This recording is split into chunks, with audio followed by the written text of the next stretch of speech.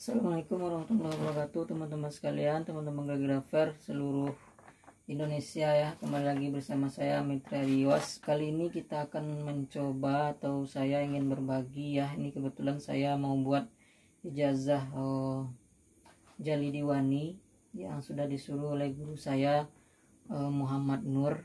Dia adalah murid langsung dari Syekh Bil'id Hamidi. Kemudian Muhammad Nur ini saya belajar kepadanya. Jadi dari Tilmizu Muhammad Nur, Tilmizu Bil'id Hamidi. Nah, di video ini saya akan mencoba berbagi bagaimana trik dan langkah-langkah membuat ijazah ini ya. Ini kertasnya ukurannya panjangnya 70 lebih kali 30 lebih ya, 30 cm. Nanti bagi kawan-kawan yang suka dengan video ini, silahkan di share, like, share, dan subscribe ya. Mudah-mudahan bermanfaat bagi teman-teman semuanya yang ingin belajar, baik pemula maupun yang sudah hebat, yang sudah master. Di sini saya cuma ingin berbagi ya. Jadi di video ini adalah part 1 ya. Jadi karena ini prosesnya panjang, jadi kita buatnya per part. Jadi bagi kawan-kawan nanti yang mau lihat berikutnya, silahkan klik di deskripsi ya, di part berikutnya.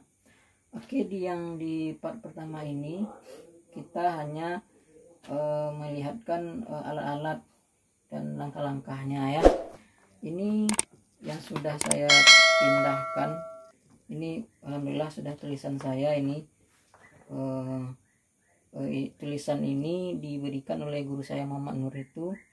Dia juga dulu ketika menulis kaligrafi Jali Diwani ini, ijazahnya juga menulis ini.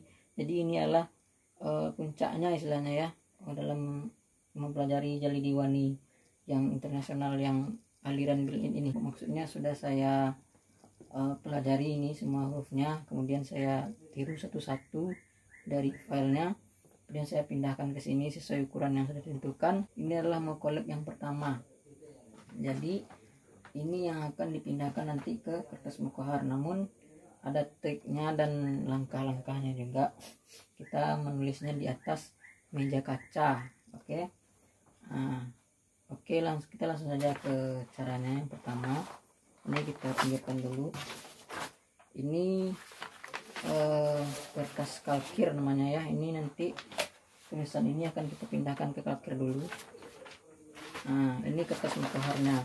Untuk kertas mukoharnya ini saya bagi teman-teman yang mau rekomendasi ya, ini saya beli di sama Abang Afdal Romadi ya, mungkin nanti ada yang kenal. Nah, ini saya beli sama dia. Nanti ini bagian puncaknya. Nah, sekarang meja kacanya ini bagi teman-teman yang mau juga ya, ini simple. Silakan nanti lihat, kawan-kawan lihat di link di atas ya. Itu ada saya berikan meja simple untuk kaligrafi. Nah, ini nanti kita alas dulu di bagian sininya supaya kita dalam menulis nanti lembut ya di atas kertas kertas bungkus, tidak tahu namanya ini kertas apa. Nanti ini fungsinya supaya tidak keras langsung di atas kaca. Nah, ini kita lem dulu di sini ya. Kita tempelkan dulu. Oke, lakban.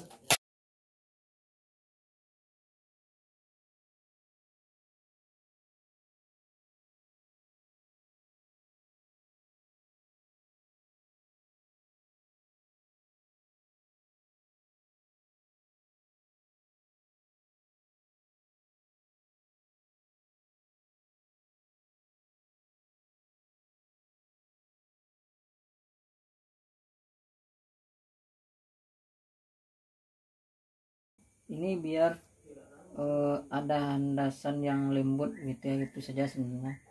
Nah, setelah dialas pakai ini, barulah tulisan yang pertama ini kita taruh di sini.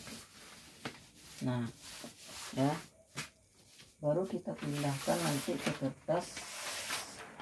kertas kalkir ini ya. Nah kita pindahkan ke sini. Apa fungsinya kita pindahkan ke sini? Supaya nanti ketika kita mau memindahkan tulisan ini ke kertas mukohar yang tidak tembus pandang ini, nanti dia akan terlihat, karena ini bening ya kertas kalkir ini. Nah, untuk sebagai contoh kita bisa coba di kertas kalkir yang ini, misalnya kita menulis huruf ya.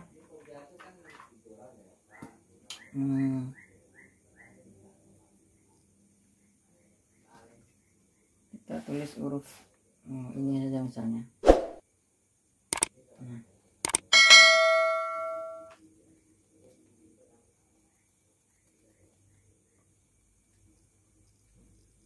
Nah segitu saja dulu ya, ini sebagai contoh saja.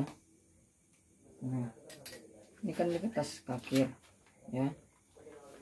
Nah kalau di kertas ini, kalau kita langsung dari kertas ini tanpa menggunakan kalkir, nanti ketika kita mau memindahkan ke kertas mukohar ini, dia tidak terlalu terlihat kalau dihidupkan lampunya ya. Nah jadi fungsi lampu itu untuk supaya tulisan bawahnya itu terlihat ketika mau dipindahkan. Nah ini dia tidak terlalu terlihat. Nah kalau kita memakai kalkir yang di bawahnya ini, tadi kan Anda sudah kita tulis kertas kalkir yang ini ya. Nah dia lebih terlihat. Nah itu salah satu fungsinya. Oke, ngerti ya teman-teman sekalian? Nah nanti langkah pertama yang kita lakukan ini memindahkan tulisan ini ke kertas kalkir dulu. Kemudian setelah dipindahkan ke kalkir, baru kita pindahkan ke kertas mukohar. Oke. Nah sekarang itu langkah-langkahnya sudah selesai. Sekarang kita menggunakan tintanya apa ya? Ini saya menggunakan tinta Cina ya. Kalau dulu ketika saya menulis ijazah Rik'ah dan Diwani itu menggunakan tinta Jerman. Nah sekarang saya menggunakan tinta Cina karena tinta Jerman itu susah didapatkan. Nah kemudian saya menggunakan rangsamnya ini sama Raja Wali ya, yang nomor 5. Kemudian nanti untuk harokatnya itu banyak nanti ya ukurannya. Ada yang nomor 5, kemudian ada yang nomor 5 mili, ada yang 3 mili, ada juga yang 2 mili nanti untuk harokatnya. Nah itu langkah-langkahnya dan itu untuk alat-alatnya. Oke, sekian dulu. Kita akan lanjut ke proses penulisan di part 2 nya. Oke, sekian dulu. Terima kasih. Jangan lupa di share dan like, di subscribe.